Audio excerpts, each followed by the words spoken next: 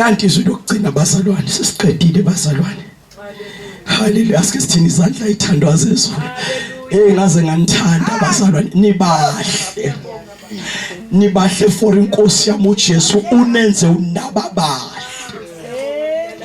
Wena uyisithandwa sikaJesu.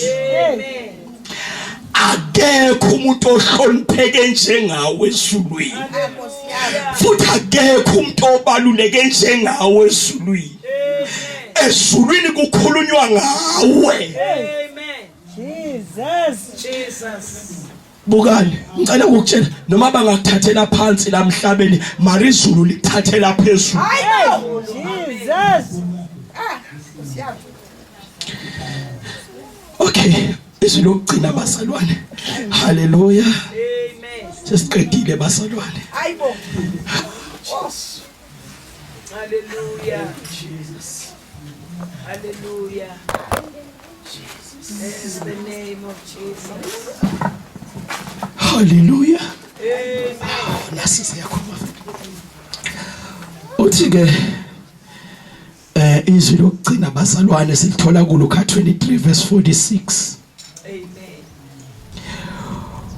Uthi Baba, ezandleni zakho ngibeka umoya wami. Amen. Wabese uyafu Jesu. Amen.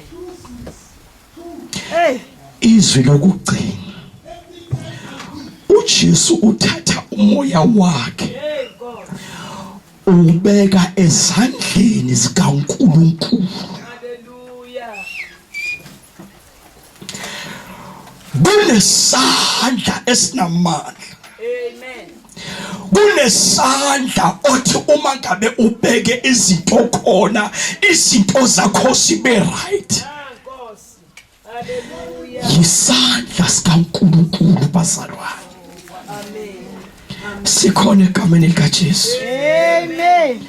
Baba, ezandleni zakho ngiyawubeka umoya wami.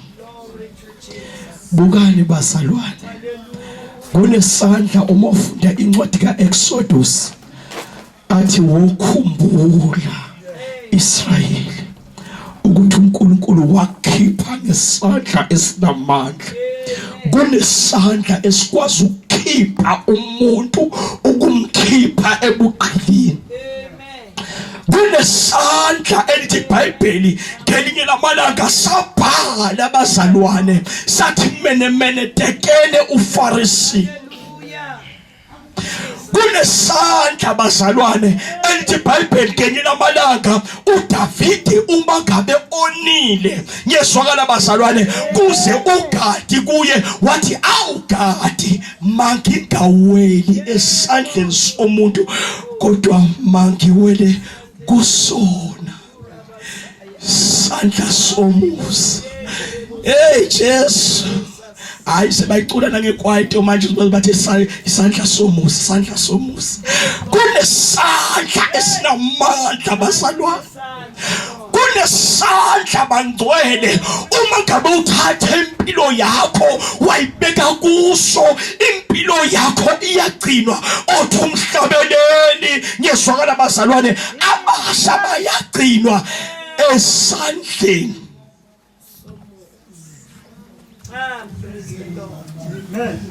Uma usafuna ukuyigcina ungayigcina, usathana uzodlala ngawo. Uzoba itoys, uzoba ibhola likaSathane, uzoba ibhola labathakathi, uzoba ibhola labadimoni ngezwakala bazalwane. Kodwa mongathathi impilo yakho uyibeke esandleni sikaNkulunkulu. Uma ufunda izwi lenkosi encwadini kwabaseKolose lithi iBhayibheli ngokuba ukuphila kwethu kufihliwe kanye noKristu ezulwini. Hayibo, ofuna wena kumele ayokulanda ezulwini ngoba ukuphila kwakho kusesandleni sikaNkulunkulu. Amen. Uthi ubuphila namhlabeni ube uconnected namazulu. Hayi, uthi ubuphila la emhlabeni ube ubhekwa ezulwini usesandleni sikaNkulunkulu. Bukani bazalwane, okwenza umama asheshe amuswe umntwana uma ngabe ekhala. Umntwana usuke ekuphi bazalwane? Ela esandleni. Okwenza iphepho lomzalwane lisheshe lizwakale uma ngabe ekhala ukuthi usuke ekuphi bazalwane? Esesandleni sikaNkulunkulu. Ubungethande nentambama sisazothandaza, uthathe impilo yakho uyibeke esandleni sikaNkulunkulu. Phela lempilo yakhe ikwehlulile wena, uzamile ukuyiphila yakwehlula.